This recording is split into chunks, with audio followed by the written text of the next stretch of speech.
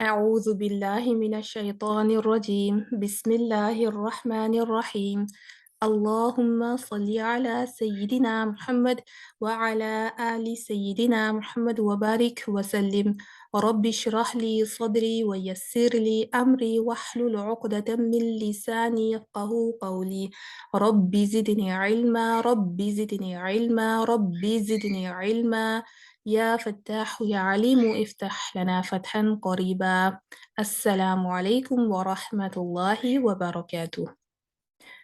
आज का सेशन जो हम शुरू करेंगे वो होगा तजवीद की तारीख के बारे में। जैसा कि आप सबको इल्म है कि तजवीद कुरान को सही मखारिज और उसकी सिफ़ात के साथ पूरे रूल्स के साथ सीखना हम लोगों के लिए ज़रूरी है ताकि उसका मीनिंग चेंज ना हो और हम गुनहगार ना हो।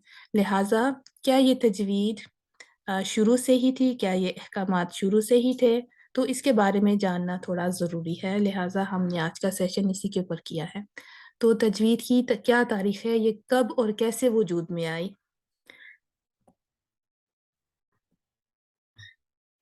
अच्छा, कुरान पाक का नुज़ूल तजवीद के साथ हुआ था। जब जिब्राईल अलैहिस्सलाम ने नबी अकरम सल्लल्लाहु अलैहि वसल्लम को इक़रा का कहा, तो नबी अकरम सल्लल्लाहु अलैहि वसल्लम ने कहा कि मैं पढ़ना नहीं जानता। तो ये सब वाक़या आपको इल्म होगा कि किस तरह जिब्राईल अलैहिस्सलाम ने आपको फिर तीसरी दफ़ा कहा और फिर अपने सीने के साथ लगा के भींचा और इस तरीके से नबी अकरम सल्लल्लाहु अलैहि वसल्लम के सीने में कुरान का नुज़ूल हुआ। आपको आयतें याद होनी शुरू हो गईं और आप उसी तरह दोहराना शुरू हो गए। तो इसमें कहीं पे भी कोई अहकामात या क़वाइद जो तजवीद के हैं वो शामिल नहीं थे। वो जिस तरीके से, जिस अंदाज़ से जिब्राईल अलैहिस्सलाम ने कुरान पाक को पढ़ा, नबी अकरम सल्लल्लाहु अलैहि वसल्लम ने उसी तरह से दोहराया।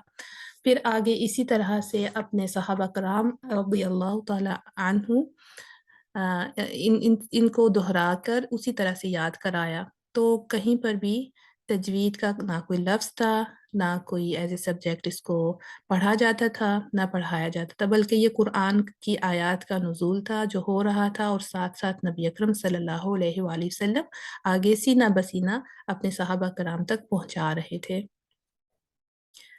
अरबों की चूँकि ये अपनी ज़ुबान थी, तो लिहाज़ा उनको अरबी सीखने की ज़रूरत नहीं थी। उनको इस चीज़ की नीड नहीं थी कि वो मख़ारिज सीखें। उनके लिए उनको ये ज़रूरत नहीं पेश आती थी कि वो समझें कि कौन-सा हर्फ़ कहाँ से अदा होता है, उसकी क्या सिफ़ात हैं। लिहाज़ा ये उनके लिए बहुत नेचुरल था। ये एक उनके लिए फ़ितरी अमल था कि जिस तरीके से कुरान नाज़िल हो रहा है, वो उसको उसी ज़ुबान में सीख रहे थे, तो उसके ऊपर उन्होंने कभी कोई सवाल नहीं किया कि ये हर्फ़ कैसे अदा होगा या ये जो लफ्ज़ है ये किस तरह से हम पढ़ेंगे, बल्कि ये उनके लिए एक नेचुरल था, उनकी अपनी ज़ुबान थी। अरबों में डिफरेंट डायलेक्ट्स थे, चूँकि वो कबाइल की शक्ल में रहते थे, तो एक कबीला दूसरे कबीले से कदरे मुख्तलिफ था, लेकिन एक ही इलाका था। लिहाज़ा उनमें कोई ख़ास डिफ़रेंट नहीं था एक्सेप्ट जिस तरह मैंने कहा कि उनके डायलेक्ट्स डिफ़रेंट थे और उन डायलेक्ट्स को जो है वो नबी अकरम सल्लल्लाहु अलैहि वसल्लम ने कंसिडर किया और जिब्राईल अलैहिस्सलाम से दरख़्वास्त की कि क्या एक से ज़ायद डायलेक्ट्स में इस हर्फ़ को, इस लफ्ज़ को जो है वो पढ़ा जा सकता है। तो उसमें फिर अल्लाह सुब्हान व तआला ने रहम किया और एक से ज़ायद हरूफ में, जिनको हम अहरूफ कहते हैं, कुरान पाक का नुज़ूल हुआ। मतलब कि ये 7 तरीके से कुछ ऐसे अल्फ़ाज़ हैं जो 7 तरीके से पढ़े जा सकते हैं। तो ये अरबों के डायलेक्ट्स को कंसिडर करते हुए इस तरह हुआ था। अच्छा, तो फिर अगर हम देखें कि कुरान और अरबी ज़ुबान में क्या कोई फिर फ़र्क रहता है? तो इसका आंसर ये है कि कुरान और अरबी ज़ुबान में कोई फ़र्क नहीं है। सिर्फ़ इतना फ़र्क है कि कुरान में इज़ाफ़ी गुन्ना होता है और एक मद होता है। हम देखते हैं कि जब अरबी अपनी ज़ुबान में बात कर रहे होते हैं, तो वो किसी गुन्ना को, किसी मीम को, नून मुशद्ददा को वो नाक में ज़्यादा देर नहीं रखते। وہ یوں نہیں ہوتا کہ وہ بات کر رہے ہیں اور غنہ کرنے لگ جائیں، یا مد آئی ہے تو اس کو بہت کھینچنے لگ جائیں کہ یہ تو 4 کاؤنٹ اسٹریچ کرنی ہے، یہ 2 کاؤنٹس کرنی ہے۔ عام بات چیت کی زبان میں جو ہے وہ نہ غنہ ہوتا ہے نہ مد ہوتی ہے۔ یہ خصوصیت صرف قرآن پاک کی ہے، صرف قرآن میں غنہ ہوتا ہے اور اس میں ہم مد کرتے ہیں۔ ایک حدیث ہے منسوب کی جاتی ہے ابن مسعود رضی اللہ تعالیٰ عنہ سے۔ ایک دفعہ ایک آدمی آپ علیہ السلام کے پاس جو ہے وہ سورۃ التوبہ کی آیت نمبر 60 پڑھ رہا تھا، تو میں آیت وہ ساتھ پڑھتی ہوں اور میں آپ کو بتاتی ہوں کہ جب وہ آیت 60 پر پہنچا اور اس نے تلاوت شروع کی، اعوذ باللہ من الشیطان الرجیم، انما الصدقات للفقراء والمساکین والعاملین علیہا۔ تو جب وہ یہاں پہ پہنچا انما الصدقات للفقراء، تو اس نے یہاں پہ مد نہیں کیا۔ یہ مد متصل ہے نا، یہاں پہ 4 کاؤنٹ اسٹریچ کریں گے، 4 حرکات اسٹریچ ہوگا، اس نے یہاں اسٹریچ نہیں کیا، مد لمبا نہیں کیا۔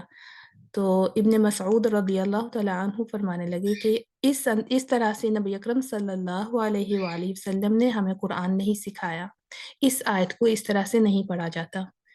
تو اس آدمی نے پھر پوچھا کہ پھر نبی اکرم صلی اللہ علیہ وسلم نے کس طرح سے آپ کو قرآن سکھایا ہے، آپ یہاں سے اس حرف کو کس طرح پڑھیں گے؟ تو ابن مسعود رضی اللہ تعالیٰ عنہ نے پھر پڑھ کے سنایا اور کہا کہ انما الصدقات للفقراء والمساکین والعاملین علیہا والمؤلفۃ قلوبهم وفی رقاب والغارمین وفی سبیل اللہ وابن السبیل۔ تو وہ پوری آیت پھر انہوں نے پڑھی اور یہاں پہ انہوں نے اسٹریچ کیا۔ اس سے یہ ثابت ہوتا ہے کہ تجوید ایز اے ورڈ یا ایز اے سبجیکٹ یا اس کا استعمال نہیں تھا، اس کو ایز اے جو ہے نا وہ علیحدہ سے نہیں سیکھا جاتا تھا، لیکن اس کی اپلیکیشن موجود تھی۔ تو آپ دیکھیں کہ کس طرح یہاں پہ مد کیا۔ اسی طرح غنہ کے کچھ قوانین ہیں، کچھ اس کے رولز ہیں، تو وہاں پر غنہ کس طرح سے کرنا ہے۔ تو چونکہ یہ سینہ بسینہ یہ قرآن پاک آگے چلا ہے، تو وہ اپنے ٹیچر کو سن کے اس کو اپلائی کرتے تھے۔ تو یہاں سے پتہ چلتا ہے کہ کس طرح تجوید موجود تھی لیکن علیحدہ سے سبجیکٹ نہیں تھا، پڑھایا نہیں جاتا تھا۔ اچھا، پھر ایک دفعہ عمر رضی اللہ تعالیٰ عنہ نے ایک آدمی سے سنا قرآن پاک، تو ان کو بہت غصہ آیا اور اس بات پہ انہوں نے اس آدمی کو ڈانٹا، اور اس بات پہ نہیں ڈانٹا کہ اس نے پڑھا کس طرح، بلکہ اس بات پہ ڈانٹا کہ اس نے بالکل گرامر کے جو رولز اس پہ اپلائی ہوتے ہیں، جہاں پہ وقف کرنا چاہیے وہاں وقف نہیں کیا۔ ان باتوں پہ ان کو غصہ آیا اور انہوں نے کہا کہ تم نے کس انداز میں پڑھا ہے، یہ اس بات پہ مجھے غصہ نہیں آیا، بلکہ اس طرح سے کہ تم نے قوانین جو اس کے قواعد تھے ان کو بالکل نظر انداز کیا ہے۔ تو یہ یہاں پہ تجوید کی اہمیت کا اندازہ ہوتا ہے کہ کہاں اسٹریچ کرنا ہے، کہاں غنہ کرنا ہے، کہاں پہ وقف کرنا ہے، کہاں سے ابتدا کرنی ہے۔ یہ جو ہے وہ ویسے سکھایا جاتا تھا پڑھ کر، لیکن علیحدہ سے نہیں سیکھا جاتا تھا۔ پھر جب اسلام پھیلنے لگا اور لوگوں کو اس بات کی ضرورت محسوس ہونے لگی، جو علماء کرام تھے کہ چونکہ عربی زبان اور باہر کے جو آنے والے مسلم ہیں ان کی زبان اور ہے، تو لہٰذا پھر قرآن کی زبان کو پریزرو کرنے کے لیے کچھ جو ہے وہ احکامات مرتب کرنے کی ضرورت ہے جو تجوید کے متعلق ہو۔ تو اس سے ریلیٹڈ ایک بہت ہی اہم کردار ہے ابو مزاحم الحاقانی کا۔ علم تجوید کا آغاز سن 2 ہجری میں شروع ہو چکا تھا۔ تو آپ دیکھیں ہجرت کے بعد کا یہ عمل ہے، 2 ہجری میں یہ اصل میں سب سے پہلے شروع ہوا تھا۔ ایک صحابی تھے تو انہوں نے ادغام کبیر کے بارے میں ایک آرٹیکل لکھا تھا۔ ادغام کبیر کے بارے میں آپ کو اگر اندازہ نہیں ہے تو ایک متحرک حرف کس طرح سے دوسرے متحرک حرف میں مدغوم ہوتا ہے، آپس میں مرج کرتا ہے، اس کو ادغام کبیر کہتے ہیں۔ تو اس کے اوپر انہوں نے ایک آرٹیکل لکھا تھا۔ پھر اس کو مزید علم التجوید کو مزید آگے as a separate science of تجوید ایز اے سبجیکٹ کے طور پہ سب سے پہلے ابو مزاحم الحقانی نے اس کا آغاز کیا تھا سن 4 ہجری میں۔ ان کو تجوید کا فاؤنڈنگ فادر بھی کہا جاتا ہے کہ سب سے پہلے تجوید کا آغاز باقاعدہ ایک علیحدہ سبجیکٹ کے ایز اے سائنس آف تجوید انہوں نے کیا تھا، ابو مزاحم الحقانی۔ یہ نام آپ کو یاد ہونا چاہیے۔ آپ اگر یاد نہیں، اگر تو پتہ ہے اچھی بات ہے، اگر نہیں ہے تو میں ریکمینڈ کروں گی کہ آپ یہ جو کردار جن کے میں نام لے رہی ہوں نا، ان کے بارے میں اگر مزید بھی جانیں تو اچھی بات ہے۔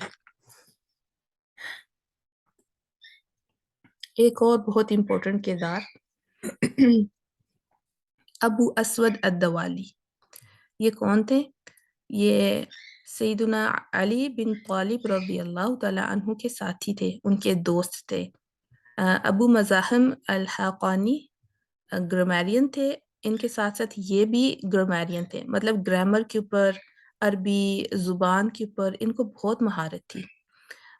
یہ پوئٹ بھی تھے، تو آپ سمجھ سکتے ہیں کیونکہ عربوں میں پوئٹری بہت عام تھی، اور پوئٹری میں زبان آ جاتی ہے، زبان پر مہارت آ جاتی ہے، اور اس میں جو ہے وہ جو احکامات ہیں جتنے پوئٹری کے، اس میں گرامر انوالو ہوتی ہے، تو ان کو بہت مہارت تھی اس کے اوپر۔ تو علم النحو اور صرف اس کے اوپر انہوں نے بہت کام کیا، جو عربی گرامر ہے نا اس کے اوپر ان کو بہت مہارت تھی، اس پہ انہوں نے بہت کام کیا تھا۔ تو جس طرح میں آپ کو بتا رہی ہوں کہ اسلام جب پھیلا اور لوگوں نے قرآن پاک کی تلاوت کرنا شروع کی، تو چونکہ ان کی حرکات اور نکات جو تھی اس وقت نہیں تھی، جب شروع میں قرآن اترا تو عربوں کو ضرورت نہیں پیش آتی تھی کہ وہ کسی جو ہے وہ ورڈز کے اوپر کوئی حرکت دیں یا کوئی نقطے لکھیں۔ شروع میں صاد باد طا وا میں کوئی فرق نہیں تھا، سب ایک ہی طریقے سے لکھے جاتے تھے۔ جس طرح سے طا لکھا جاتا ہے اسی طرح سے وا بھی لکھا جاتا تھا، جس طرح سے صاد لکھا جاتا ہے اسی طرح سے باد بھی لکھا جاتا تھا۔ تو ان جو سملر شیپس کے جو حروف ہیں نا، ان میں کوئی خاص ڈفرنس نہیں تھا، لیکن پڑھنے والے کو کانٹیکسٹ میں جب آپ سینٹینس میں پڑھتے ہو تو ان کو تو اندازہ ہو جاتا تھا، لیکن جن کی اپنی زبان نہیں ہے ان کے لیے مشکل تھی۔ تو پھر علی رضی اللہ تعالیٰ عنہ نے ابو اسود الدوالی سے کہا کہ آپ کچھ قواعد و ضوابط جو ہے وہ تجوید سے متعلق مرتب کریں یا اس کے اوپر کام کریں، تاکہ قرآن کو مزید اس کی زبان کو پرزرو کیا جا سکے۔ تو باپ اور بیٹی کا مکالمہ کیا تھا؟ ان کی بیٹی تھیں، اور یہ باپ بیٹی دونوں آسمان کی طرف دیکھ رہے تھے، اور بیٹی نے کہا کہ ما اجمل السمائی، کہ کتنا خوبصورت ہے نا۔ اس میں اس میں اس میں آسمان میں سب سے زیادہ خوبصورت کیا ہے؟ اس طرح سے ان کی یہ جو جملہ ہے نا، ما اجمل السمائی، آسمان میں سب سے زیادہ خوبصورت کیا ہے؟ تو اس کا مطلب یہ بنتا ہے، تو باپ نے کہا کہ ستارے، آسمان میں سب سے زیادہ خوبصورت ستارے ہیں۔ تو پھر ان کی بیٹی نے کہا کہ نہیں، میں یہ نہیں کہنا چاہ رہی، میں اصل میں یہ کہہ رہی ہوں کہ آسمان کتنا خوبصورت ہے۔ تو پھر ابو اسود الدوالی نے کہا کہ اگر آپ یہ کہنا چاہ رہی ہو تو آپ کو کہنا چاہیے تھا ما اجمل السماء، ما اجمل السماء۔ تو آپ نے جس طریقے سے اس کو پڑھا، کہا، اس کا مطلب بدل جاتا ہے۔ تو اس واقعے کے بعد ابو اسود الدوالی کو یہ احساس مزید ہو گیا کہ اگر ہم اس کو صحیح پروناؤنس نہیں کرتے تو یہ مطلب بدل جاتا ہے، ٹھیک ہے؟ عربی زبان میں صرف حرکات کو آپ اوپر نیچے کر دیں تو اس ورڈ کا مطلب بالکل چینج ہو جاتا ہے۔ تو قرآن پاک کی جو حروف ہیں، ان کے جو الفاظ ہیں، کلمات ہیں، تو ان کو پریزرو کرنا اور بھی زیادہ ضروری ہے، کیونکہ یہ اللہ تعالیٰ کا کلام ہے اور اس میں غلطی ہو سکتی ہے اگر ہم اس کے اوپر کیئرفل نہیں رہیں۔ تو انہوں نے پھر شروع کیا، انہوں نے ایک آدمی کو ہائر کیا، وہ بھی بہت قابل انسان تھے۔ تو ان سے کہا کہ آپ یہ اس طرح کریں کہ جب میں قرآن پاک کی تلاوت کروں، قرآن پاک پڑھوں، تو تم میرے منہ کی طرف دیکھنا۔ جب میں پڑھ رہا ہوں گا، اگر تم میرا منہ کھلتا ہوا دیکھو گے تو تم اس حرف کے اوپر ایک نقطہ اوپر لگا دو گے۔ اگر تم دیکھو گے کہ میں اپنا लोअर जो नीचे की तरफ कर रहा हूँ, तो तुम उस हर्फ के नीचे एक नुक्ता लगा दोगे। तो इसी तरह अगर मैं अपने होंठों को राउंड करूँ दमा की शक्ल में, तो तुम फिर उस हर्फ के आगे एक नुक्ता लगा दोगे। तो उन्होंने ना उसको सिखा दिया, बता दिया कि आपने ये करना है, मुझे नोट करना है मेरे मुंह की मूवमेंट को, और उसको देखते हुए एक निशानी लगा देनी है। इस तरीके से जो फतहा कसरा और दमा है ना, वो वजूद में आए थे। तो आप देखें, ये तस्वीर आपको नजर आ रही होगी। असल में ये सूरत अस्साफ़ात की आयत नंबर 61 से 63 तक है। और ये पूरी आयत नहीं है, इसके बीच बीच की ये फ्रेगमेंट है, मतलब इसके बीच बीच का हिस्सा जो भी प्रिजर्व किया गया है। ये कूफी स्क्रिप्ट से जो है वो ये कॉपी किया गया है। और अगर आप देखें तो ये जो रेड डॉट्स है ना, ये फतहा और ये कसरा को जो है वो जाहिर करते हैं। जहाँ पे आप ऊपर देखेंगे वो फतहा होगा, जहाँ आप नीचे देखेंगे वो कसरा होगा।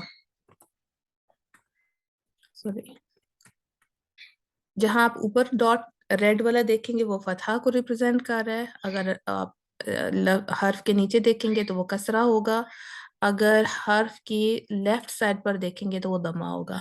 इस तरह से ये है। अब इनकी पोजीशनिंग को देखें, कहीं पे आपको दो डॉट्स नजर आ रहे हैं, ये जो दो डॉट्स है ना, ये तनवीन को रिप्रेजेंट कर रहे हैं, अन, इन और उन, फतहतैन, कसरतैन और दम्मतैन। यहाँ पर ये देखें, ये दो डॉट्स, ये ता मरबूता है, फी, फी के नीचे एक डॉट है, ये फा कसरा है। ठीक है, तो आप 61 to 63 को अगर आप देखें तो ये वर्ड है फितना, फितना, फितना। और जहां पर आपको ये गोल्डन सर्कल नजर आ रहा है सेंटर में, तो ये एंड ऑफ द आया रिप्रेजेंट करता है। इसको पढ़ना मुश्किल है क्योंकि ये जो इसकी कैलीग्राफी है, हम इसकी आदी नहीं है, लेकिन जो एक्सपर्ट है ना वो इसको बिल्कुल पढ़ के ट्रांसलेट कर सकते हैं कि ये क्या है। ये भी आपको गोल्डन सर्कल नजर आ रहा है।